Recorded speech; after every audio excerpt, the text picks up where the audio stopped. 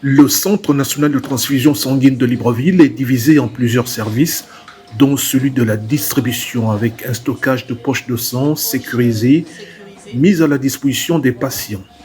Mais un détour à la cabine d'interface de la banque de sang s'impose, comme nous l'indique Dr Meza, chef du département des affaires médicales. Toutes demandes sont traitées premièrement ici, avant de passer au test de compatibilité.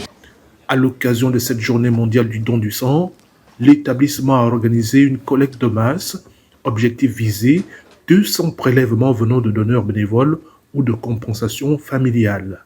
Gildas Kombila est chargé de cette opération. Nous avons pu atteindre nos objectifs grâce aux populations qui ont été présentes et qui ont écouté le cri d'alarme du CNTS pour le don de sang. Quel est-il ce cri d'alarme? C'est de répondre aux besoins des malades, des hémodialysés, les femmes enceintes, les nouveau-nés, les accidentés de la route, les paludéens, toutes ces personnes. Et aujourd'hui, vous comprenez qu'il y a des maladies croissantes et maladies émergentes qui nécessitent la transfusion. Aujourd'hui, il n'existe aucun produit pouvant se substituer au sang humain. Donner son sang permet de sauver des vies.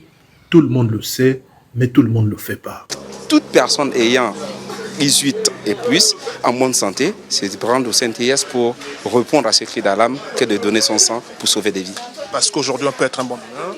Demain aussi, un receveur. Ce qu'on ignore, c'est qu'aujourd'hui, on est donneur, mais demain, un receveur. Parce que le don de sang, ce n'est pas comme ça. Ce n'est pas l'affaire d'une seule, c'est l'affaire de tous. Le prélèvement en lui-même ne dure qu'une dizaine de minutes. Les tubes de sang prélevés lors des dons prennent la direction des laboratoires de biologie médicale. Chacun d'eux y sera systématiquement analysé. Parmi les recherches effectuées figure l'identification du groupe sanguin du donneur.